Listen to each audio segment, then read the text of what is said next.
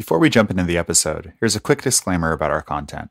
The Remote Real Estate Investor podcast is for informational purposes only and is not intended as investment advice. The views, opinions, and strategies of both the hosts and the guests are their own and should not be considered as guidance from Roofstock. Make sure to always run your own numbers, make your own independent decisions, and seek investment advice from licensed professionals.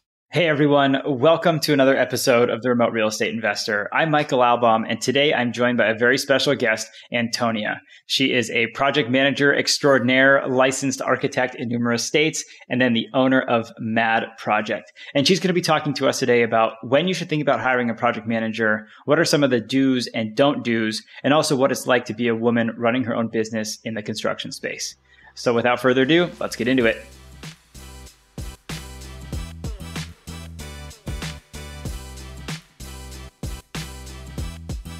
Antonia the Conqueror, project manager extraordinaire, licensed architect in multiple states and owner of Mad Project. How are you today? I am wonderful. Thanks for having me. No, absolutely. Thanks for taking the time to hang out with us. So you are a jack of all trades. You do a lot of different stuff. Tell us a little bit about what it's like to be a project manager. But before we get into that, can you share with everybody what the best way to get a hold of you is, or a hold of your company, Mad Project? If after listening to this episode, they're like, Antonia's a beast, she's a rock star, I want to use her as my project manager. Sure, absolutely. So my website is great. It's a great way to get a hold of me. There's a little contact me form in there that I watch very closely. So madproject.com, and you can scroll down, contact me. Also, there's a great newsletter that I write about once a month. So if you want to get it, you can hear from me that way. And additionally, I'm very active on Twitter. And I will give you my handle and you can share it, in the notes as well. But that's a really easy way to contact me. And worst case, if you really just want to get to me, it's Antonia at madproject.com with a double D. So that's perfect. Always. I'm very easy to get a hold of. Awesome. Well, again, thank you for coming on and sharing that with everybody. What I want to talk about today is what it's like to be a project manager. What are some of the things that a project manager does? And then what are some of the hurdles that you've seen people really stumble over when doing rehab or renovation projects where maybe they should have gotten a project manager? Sure, absolutely. So typically on development projects, there's one person who serves as a point of contact for the owner, who helps coordinate the design team, helps to oversee the permitting process, and ultimately oversees or helps to oversee the construction manager during a construction process. So generally, when you have larger projects, you should expect to have a project manager, somebody either in-house with the developer or a third party like my company, that their job is just to make sure that the project is going in the right direction, that you're accomplishing through design all the different goals that are set forth in the pro forma. So that's generally what a project manager does. Okay. I guess what would be the scale or the scope of a project that you would feel a project manager would be justified in coming on? Because a lot of our listeners will do cosmetic rehab, update flooring, kitchen, bathroom, that kind of thing. And they might be thinking to themselves, oh, shoot, do I need a project manager for that? What would you say is kind of the defining scope or cost? So, it really depends on what you want the project manager to do. If it's something where you just need a little bit of help on strategy, that's one way. If you need comprehensive project management because you've got no idea what you're doing, by way either of, it's a new type of project that you've never done before, or you've never done any kind of design or construction before, you don't know how to hire an architect. It's really more about the resources that you have available and less about the size of the project itself. I think that's more the thing that I would say pushes you to have a project manager. Okay. No, I love that. What about let me give you a scenario, because I think this would be a lot of our listeners fall into this category, and I'm curious to get your take on project management versus non-project management. So I'd say 95, maybe 98% of our investors or listeners are remote investors. And oftentimes they are newer investors. And so if they wanted to take on a project that involves some significant rehab of a house, maybe changing some bedrooms around, changing the footprint of the property, and then some cosmetic stuff, and they don't have any experience and they're remote, is that something you think they'd be justified in hiring a property manager to help facilitate and coordinate? I mean, I definitely think that there could be a lot of value if they're thinking of doing it again at some point, because there's a lot of things that you can standardize. For example, like let's say you know that you like a certain tile in the kitchen, you know that you want your bedrooms to be a certain size. And instead of having to go through the process, learning the lessons the hard way, you could have a more strategic sort of session with, we do hourly consults or 30-minute consults where we could talk about some of those strategies. We could talk about some of the things that you could standardize. So I think perhaps not hiring someone full on, but at minimum having some sort of conversations with somebody, either be it the architect that you end up hiring for the project, because you're going to need one if you're doing something like that, or the contractor that you hire for it. I think having some general strategy of, hey, like, what are the things that we're going to have to do? What is the permit like? How long do those things take? And then ultimately going back and saying, hey, we want to do this again. Let's make a list of all the things that we learned in terms of, how long permits actually took. What finishes we do end up liking that were very easy to get during construction. They were easily available at the local store, and sort of really find a way to like take the lessons and actually use them, right? Because a lot of the problem that people have is that, let's say you do it once and you're going to make mistakes, and that's okay. But if this is the fifth time you're doing it and you still don't know, like, how to pick tile, I mean, like, what are you doing? Right. What are you doing? Yeah. So, I would really say sort of sit down for a minute and think a little bit about strategy and about and then as you go through the process, write down some of the lessons so that you can refer back to them, and really have a better go around the second, third, fifth time. I love that. And I think it makes so much sense. And I mean, I love too that Mad Project does these half-hour hourly consults, because so many people don't know what they don't know. And so don't even know what questions to ask of their property manager or contractor who they're working with. So I think a strategy session could be so valuable. I know you and I have talked about my development project, and I wish we had sat down for numerous strategy sessions before taking on that project, but too little, too late. That this is the learning lesson on the job. So what about in terms of driving timing? Is that something that a project manager should be expected to do or could be expected to do? If I'm a remote investor and contractor says, hey, it'll take a month, I hire a project manager and said, okay, make sure they're getting this stuff done because I'm remote. Is that something that you're all able to help out with?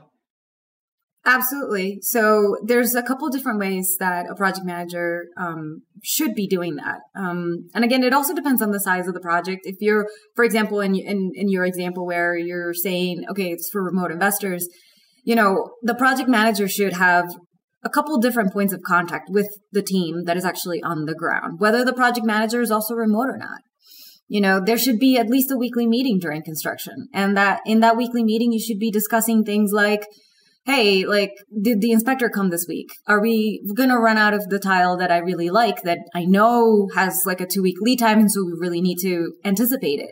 Hey, are you actually on schedule? And if you're not on schedule, why aren't you on schedule? Oh, because the plumber didn't show up. Why didn't he show up? Did you not pay him? Or is it because, his guy last minute had a family thing and couldn't come on Tuesday? So it's really having those touch points and having them constantly. Like, you can't say, oh, we're going to have weekly meetings, and then by the third one, people lose steam or kind of feel like, oh, well, we've had the last 2 weeks. We don't really need to continue having them. That's absolutely the wrong thing to do. You want to have constant touch points. You want to make sure that you're, all the time paying attention to what's going on. particularly on those remote projects where if you're doing like a single family rehab, they go really quick. So you want to make sure that you're hearing the problems every week. You know, if the contractor, a lot of times, a lot of these contractors can have a question and they can forget to ask you for 4 weeks. And then, you know, they stopped work because they didn't have an answer to a question that they forgot to ask you. So, you know, a project manager can absolutely help to do one, make sure that you're having the meetings. And number two, you can, in your agreement with your project manager, you can ensure that they are walking the site at least, you know, every 2 weeks. So there's really a lot of things that you can do. You know, the project manager, you can also have these periodic meetings with the different parties. So you don't necessarily have to have the meeting with everybody. You can have, I mean, I highly encourage having like an all hands meeting once a week for like a single family rehab. But you can also make sure that like Tuesday mornings, you call the architect and you just kind of, you know, you just kind of chit chat. You're like, hey, how's it going? Like, hey, what are you up to? You know, because those are the times when you get like the dirt, right? Like, hey, I went out there and like that green that you chose for that wall is hideous. You know, the contractor's not going to tell you. They're like, oh yeah, I painted the wall. Right. And I got paid for it. They're not going to say, hey, I got paid for it. I painted the wall. And you come visit from out of town and you look at it and you're like, oh my God, like who thought this was a good idea? Right. So those are the things you want to avoid. Yeah. And the way that you avoid them is by keeping that contact. And again, you know, once you're a remote investor and you've done this a few times, honestly, these are things that once you kind of get the hang of them, you don't need to hire someone else to do them. You can do them yourself. If you have a good strategy and a good framework to begin to do them. And then you got to have the discipline, right? So having a project manager a lot of times in a project is like having like a coach. You know, it's the person who's saying like, hey, you need to pay this invoice. Hey, you need to sign this contract. Hey, you need to make this decision. You know, hey, like I need you to go down to the city and sign this document. Like normally having that extra discipline helps a lot in the projects and they help to drive the schedule. So all of these things and having that constant coaching and sort of follow up is absolutely the role of a project manager. And it is the thing that really keeps the schedule, which, as we know, in development, schedule's king. And that doesn't matter what size project you have. Yep.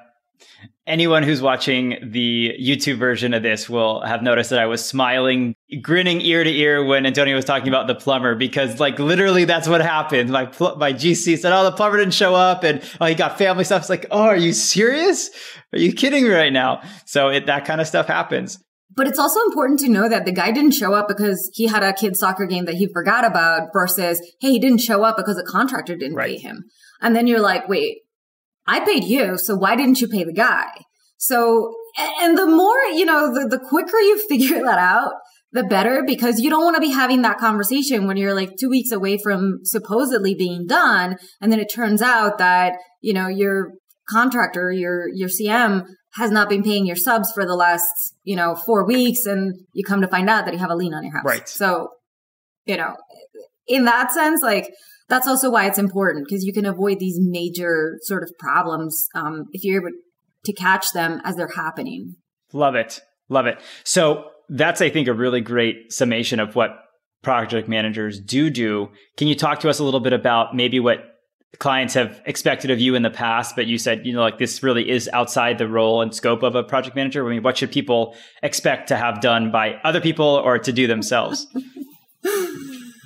Oh boy. And feel free to go crazy with this one. We've run into some funny situations. I've built furniture on site. I've brought people coffee. Wow. I've been on site overnight on installs of big jobs.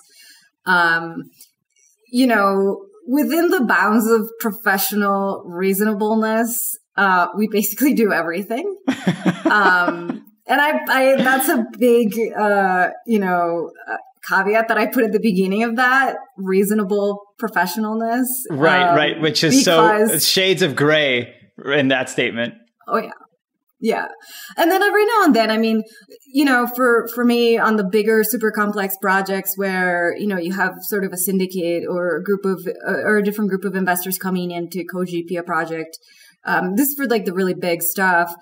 I will sit in a lot of investor meetings just because very often investors will ask, the sponsor, hey, how are you going to build this? What do these things cost? What's your schedule? Like, what's your team like? Like, who's actually giving you insight? How are you going to review pay applications? All these things. And, I'm the one answering those questions on behalf of the sponsor or the person who hires me. So there's a little bit, that goes into that. We also do a lot of feasibility at the beginning of a project. Many times people will come to us to say, hey, we went down the road of designing this entire project and it doesn't pencil. And it turns out that it's a terrible idea to build a high-rise building in this neighborhood. What do we do? And so I'll actually, I'll put my architect, urban designer hat on and I will redesign the entire building.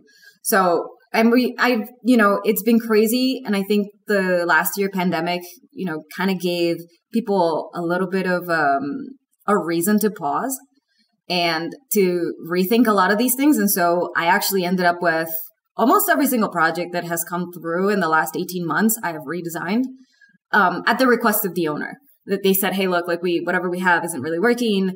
What do you think we should do? Like, how do we start project management on this? And I'm like, hey guys, let's take a step back, redo feasibility and make it work. So we'll do a lot of that. So we go from, we are a little bit involved in those investor conversations because they often have questions that we are equipped to answer. We're also involved in feasibility. I'd rather be involved in projects that don't need to have the ship turned around. I'd rather just be involved from the beginning, but it is what it is.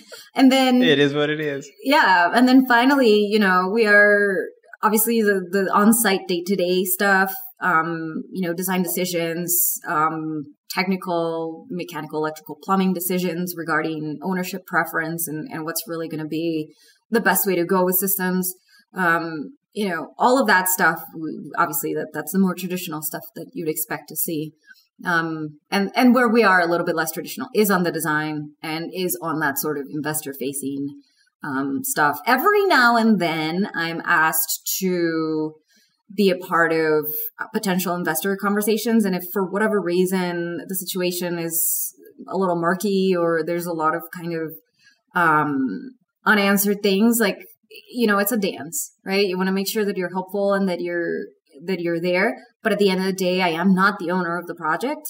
And so I have to be very careful, not only from like a deal perspective. Like I don't want to say anything that's going to tank your deal.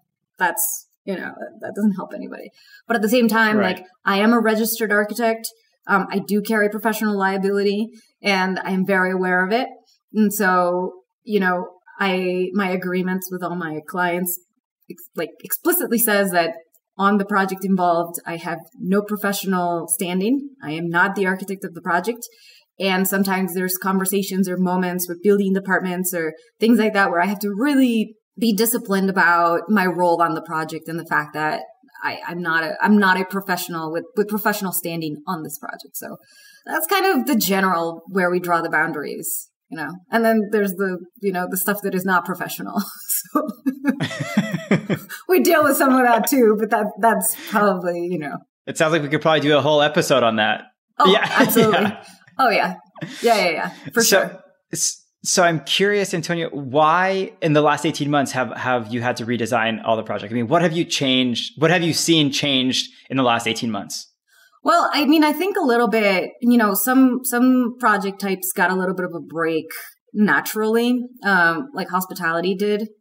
One of my projects is student housing, and they had a little bit of a break related to financing too. Banks were not running to finance these projects. And so, these owners, took the time to say, hey, you know what, maybe there's a better way. And there's a way where we can make this, a little bit more efficient, a little bit more appropriate. And so they took the time to do it just because, again, they had a natural break related to the fact that, no capital was looking out to put money into student housing or hospitality projects. I mean, hospitality was pretty hard hit. So, there was definitely a lot of redesigning hotel ideas in these last 18 months. Okay. And redesign in the sense that it's no longer a hotel, or redesign from the perspective of we're just going to do it a little bit differently than it was done more traditionally in the past? Two different types of projects that I've redesigned. Predominantly student housing has been, one of the types that I've redesigned. And then the other one was hospitality. In the case of the hospitality project, it had a condo component to it. It has a condo component to it. The mix was changed a little bit. The sizes of the units were changed a little bit. The amenities were changed a little bit. Ultimately, so this is for an existing building that has this massive renovation going on. So it was really kind of with what you had and how far they had already gone into construction, because that building's already in construction. The interior renovation was already underway, basically. They were basically looking to make it a little bit more attractive, now understanding that COVID had happened and how the pandemic had changed the way that people use space, particularly public space. Mm-hmm. So that was what the hotel sort of redesigned. It's still a hotel. That building is probably always going to be a hotel. It's very significant. And so we didn't change the use completely. On the case of the student housing, for example, there was a little bit more of wanting to make the construction a little bit more efficient. And so really looking at the massing and how much of the structure was wood, how much of the structure was concrete, whether it was more or less expensive to build as a podium versus a wrap, if we were going to go above 4 floors and if we did, what that meant for the construction type. And so having these sort of technical conversations completely changed the massing of the building. Interesting. Like altogether. It was a completely different building, completely different size. And then it again, prompted a lot of conversations about public space, because this building is the size of a city block. Whoa. And so, you had a lot of like that deep in between space. So it's like, well, how do we create courtyards? Originally they had a massive courtyard, and we said, hey, look, really big courtyards are usually very uncomfortable spaces. And so why aren't we a little more thoughtful about how we divide this space, and what can we do in those courtyards to program them and make the whole project just better? That's sort of the flavor and the reasoning why we would redesign projects. So that makes total sense. How neat. That's really cool. It's pretty cool. I enjoy that a lot, because one of the things that I don't talk a lot about on Twitter, for example, is that I am actually an urban designer. I do have a graduate degree in urban design, and I like, the idea of the whole building. How does that building affect the environment around it? How do you approach it? How does it, address the street? What's the human scale of it? Where are the amenities? Where do you see them from? What's the good corner? What's the corner you want to avoid? All of these sort of urban questions really come into play when we do these building redesigns. Where are you going to get a lot of shade in the courtyard? Where are you, is that going to be an uncomfortable place to hang out? So that's pretty cool for me to get the chance to do that. Yeah. It's like being an architect without the hassle of being an architect. Right. Only the good parts. Exactly. So it sounds like there isn't a whole lot that you don't do. And that's for sure like a double, triple negative sentence, but that's okay. Something like that. Yeah. Within the reasonable ask, there's, and every now and then we're finding new things that people approach us for, one thing that also became a little bit interesting was I had a couple family offices reach out during the pandemic to say, hey, we have this project going on, or we're going to invest money into this project that's kind of starting soon. We want you to look at the people who are going to build it and let us know if you think they can pull it off. And to me, that was a little bit surprising. But I had more than one request like that. So that kind of thoughtfulness really on the investor side and a little bit adding a little more sophistication and a little bit more data to people who aren't used to having that data or have the background to make those decisions has been really interesting. Oh, that's great. That's great. Just a little quick word to the wise for the folks that are doing that hotel redesign. Tell them not to have 2 fires during the course of construction. It'll really screw things up for them. Take it from me.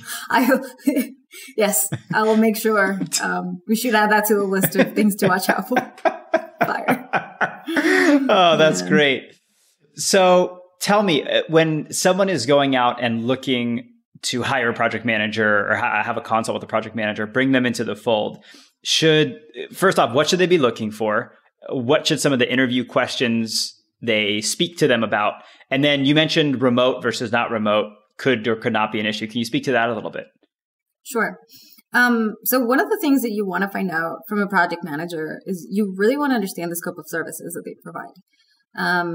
Not, unlike some of the professional disciplines that are related to development, project management is not really regulated in any way.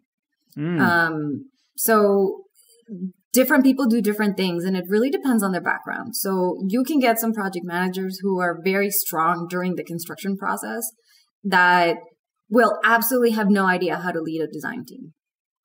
So, and not to their fault in any way, they will advertise that, hey, I'll take it from the moment that you have construction documents and you have permits and you have financing, I'm good.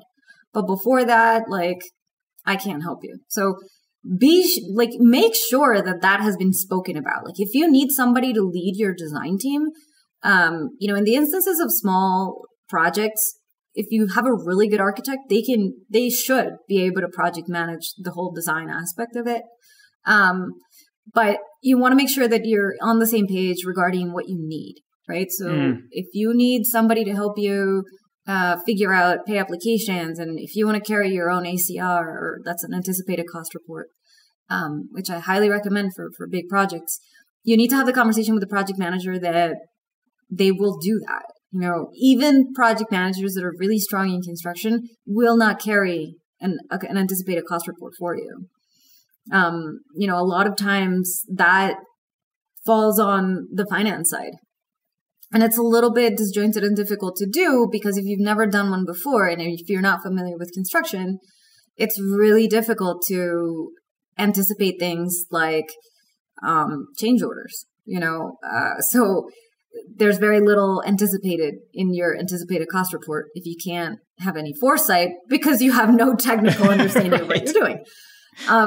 So again, being super upfront and clear about the things that you need.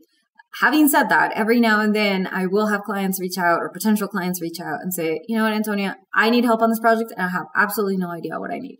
And that's fair. And being that upfront and honest about it is a great starting point because then the project manager or the potential project manager can say, okay, tell me your situation and we can tell you what services we offer and where we think we can fill in the gaps. And a really, really good one will say, hey, you know what? These are things that I don't do. And either I can recommend someone to do them or this is how we should handle them. So again, it's just being upfront about what you need and really being comfortable with that person's experience and connections in the industry, because that's really important too. And making sure that they're going to be able to pull it off. And someone that you respect and you trust, right? That you trust their experience. I would also recommend asking for references. Yep. I always have about 8 people that I keep in mind for references. And the reason I do that is because my contact with them has been super varied. Some people are people that I've worked for. Some people are people that have worked for me. Others are contractors I've worked with. Others are architects I've worked with. And so depending on the type of project that I'm sort of going for, and if the potential client says, hey, I need references, I'll tailor my references to be adequate for what they're going to be building so that they're appropriate and relevant. So always ask for references, you just want to be comfortable with the person. You're going to spend a lot of time with this person. You want to make sure that you can communicate well with them, that you can be candid with them. It's sort of like the lawyer kind of thing. Like you want to make sure that you're comfortable telling them everything that's relevant, because if this person is supposed to represent you and they only have half the information, you also have to trust them that they're not going to share some stuff that you don't want to share with people at the wrong time. So it's all of these things, that I would really watch out for on how to pick a project manager. That's great. And then remote versus local, remote to the project, local to the project. Yeah. What are your thoughts there? So, now, and especially, again, same thing with the last 18 months have been really interesting because for a long time, a lot of people were very adamant about, well, if you're going to manage this project, you have to be there. And I've found that not necessarily to be true, because for several years ahead of 2020, I had been managing projects remote just as a result of the kind of work that I was doing. I was doing a lot of hospitality work nationally. And so we lived on a plane, and the rest of the time you were managing it remotely. And we had very specific systems that we had set up. So, that's a big part of it, is if you're going to go with someone remote, make sure they have strong systems to manage it. And you want to put in that agreement that, hey, you need to be there once a month. You need to have that in your agreement and in your understanding, and you need to talk about how often you're going to need them to be there. Having said that, it really depends on the project, and it really depends on the investor and as what you're comfortable. A lot of banks will require to walk your site once a month. And so you want to make sure that to put that into the agreement. There's two minds about it. On one end, I will tell you there's nothing like having someone on site all the time. Mm-hmm. But at the same time, I will tell you that I've only ever done one project where I had to be there every day. And it was extremely complicated.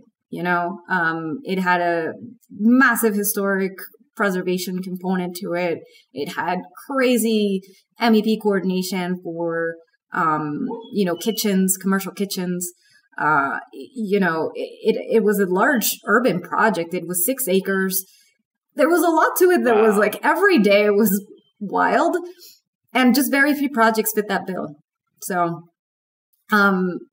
you can have that, you can request that, but be willing to pay for it, right? So that's also a consideration. If you want somebody there every day, if you want someone there once a week or once a month, it's going to have a different price point. And so you have to also be really honest. A good project manager will be able to tell you, like, hey, you don't need me there every day. You do need eyes on your project, especially while it's under construction. Yeah. Absolutely. But, now managing design, I have teams right now that are, let's say my average team is like 15 people, like project team. And out of those 15 people, you can have them be in like 6 different states. Wow. And like, that's normal right now. Wow. So Wow. That's really cool. And it really opens up the availability for project managers of who you can select. That's great. For sure. And you know what? It also allows you to start hiring design firms that are more appropriate for projects. A lot of times people were like, well, I want to hire a local architect. And you went to go talk to the guy and you were doing a student housing project, but the guy had never done student housing, or multifamily for that matter, but he had done, let's say, commercial spaces. And that was kind of the closest local guy you're going to find. Now you can hire the best student housing architect in the country and still feel fairly confident that they're going to be able to figure out what's appropriate for your project and work in whatever jurisdiction you're in. So that's also a great advantage to owners, I think, to really open up that pool to get better resources for their projects. There's no excuse anymore, basically. There's no excuse for sucking. There's no excuse for hiring a crappy team. Yeah. Oh, that's so good to keep in mind. And you touched on it, and I definitely want to come back to it. So I think what's probably on a lot of people's mind is cost. What is a typical, is there such a thing as a typical cost structure, and what should people expect to pay for project management services? Sure. So, for interior renovations, let's say, that are under $5 million, which is kind of your typical hospitality renovation, for, the branded hotels and even the boutique stuff to a certain size, you're looking at, $5 million and under. Typically, those project managers, will charge a percentage of the full project cost. And that doesn't include only construction. It also includes your soft costs. So managing your design team, going through the process of hiring the architect, everything, they'll manage. It's like turnkey, if you will. Those people will charge somewhere between 5 and 6% of the overall. And I don't agree with that general structure. That's not how Mad Project works. So we're fee based, right? So we'll give you a fee. That's the fee monthly for the duration of the project. Except during construction, depending on the larger projects, we actually switch our style a little bit during construction. I put more resources on that. And so that's when, it's a little bit more, but not so much more that you're like, whoa, it doesn't double. So on those smaller projects, you'll see like a 5 to 6%. That's typically what you also see in ultra luxury single family. Ultra luxury, I'm talking about houses that are over maybe $4 million or so, where you absolutely need a project manager. Some of these buildings are so complicated, between crazy structures, insane like audio systems, really expensive materials where if you cut that marble wrong, it's like a $70,000 mistake. Wow. Yeah. So in those instances, that's what I would say that's kind of market. So that's what you should expect to see. On the larger projects, and you're going to realize that there's a gap here, and we could try to address the gap. So on larger projects, let's say $30 million and over, particularly if it's ground up, what you'll usually see reps charge is 2 to 3%.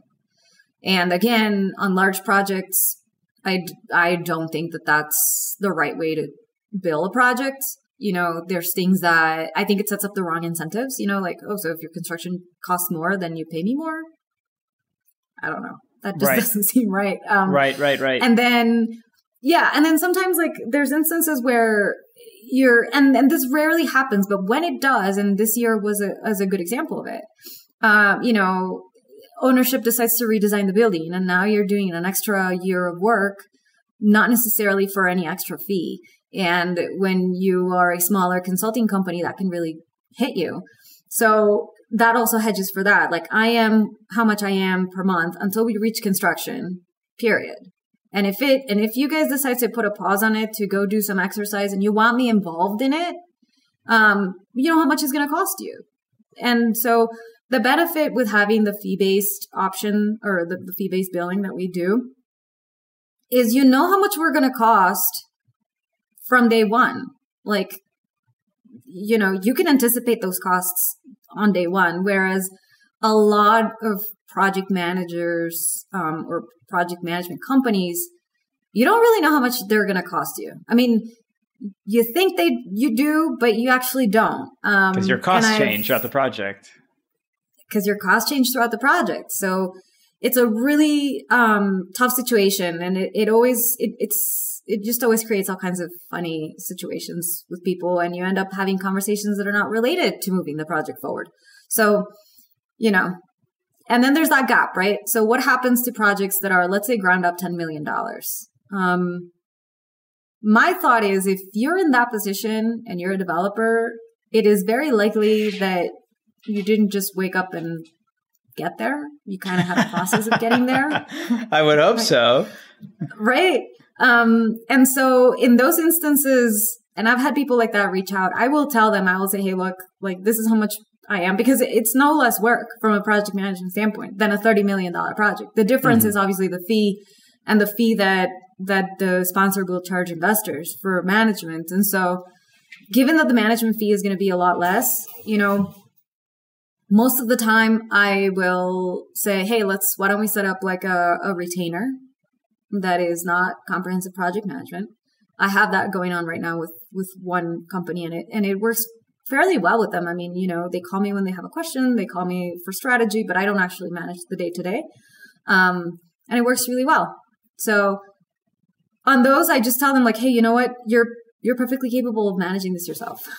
And if you have questions, you can call me. And I have those relationships where I don't mind being on the phone for an hour here and there and growing those relationships so that when they do have the $100 million deal and then they're like, hey, we're ready to have a really crazy project and we really need you, then I'll be, we know that we work together well and it works out. So that's kind of the super long answer to your question of how much a project manager should charge. But yeah, I love it. It varies. And yeah, and you have to watch it, to be honest.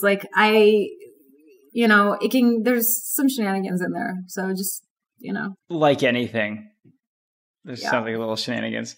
Awesome. Well, I want to start wrapping up here, Antonia, and curious to get your thoughts. And if you could speak to kind of what it's like to be a woman in the space, and any recommendations you have for women investors out there that are trying to do some projects in a space that's been traditionally male dominated.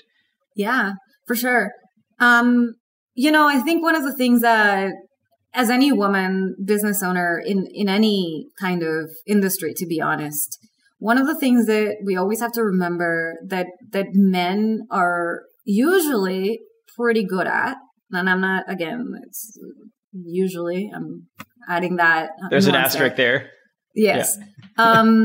Is setting, very good professional boundaries.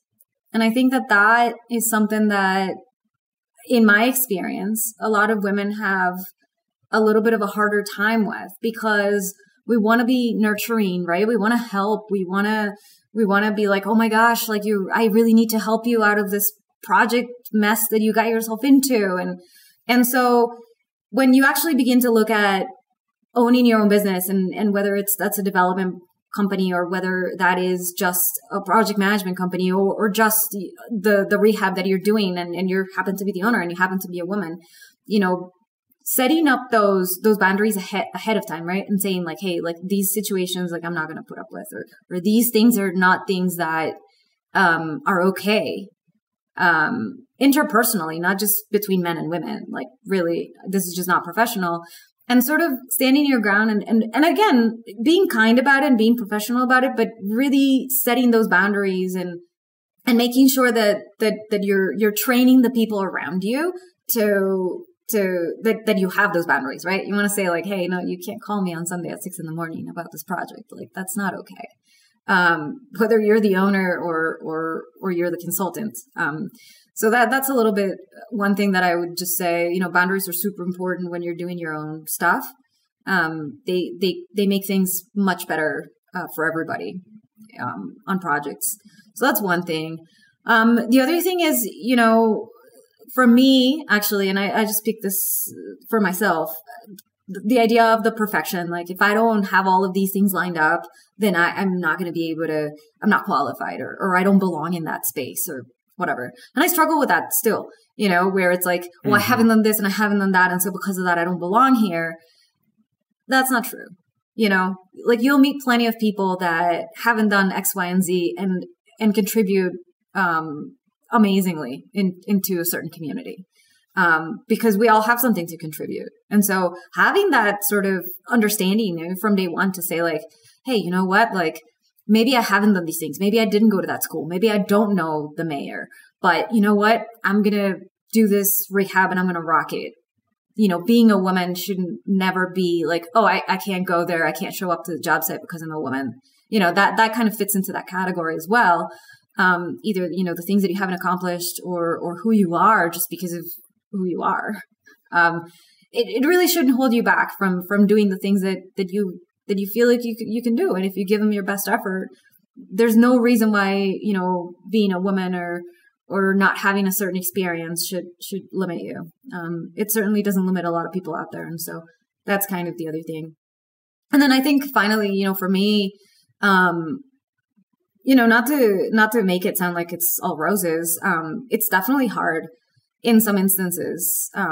But I've gotten really lucky, in that I've run into really good mentors and, they're all men because obviously the industry has sort of the demographic that it has.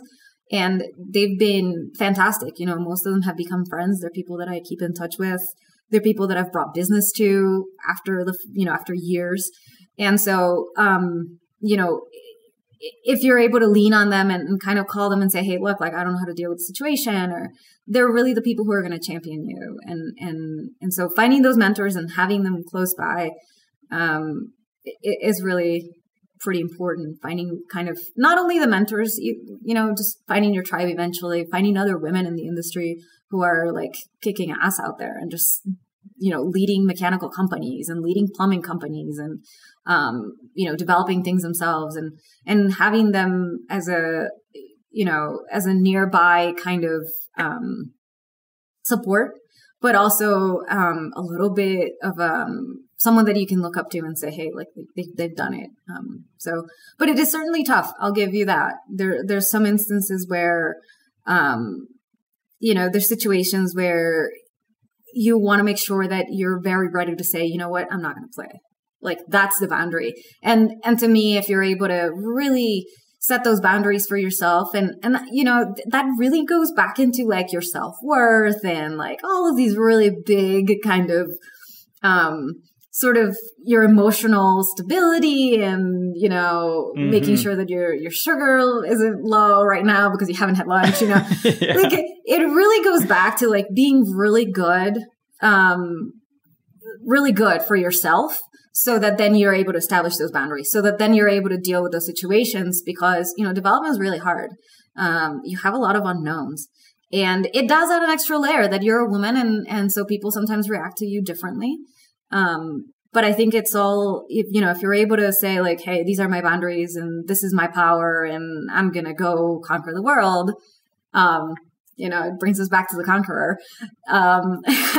Antonia the Conqueror. That's it. Then you're able to like occupy those spaces and contribute, right? Because that I think is the part where a lot of women don't realize, but like we need your contribution, as an industry, and not because you're a woman. It's because of what's in your head and the ideas that you have. And if we're losing your contribution because you're a woman, I mean, how stupid is that? Right. So, that's kind of my bent, on it.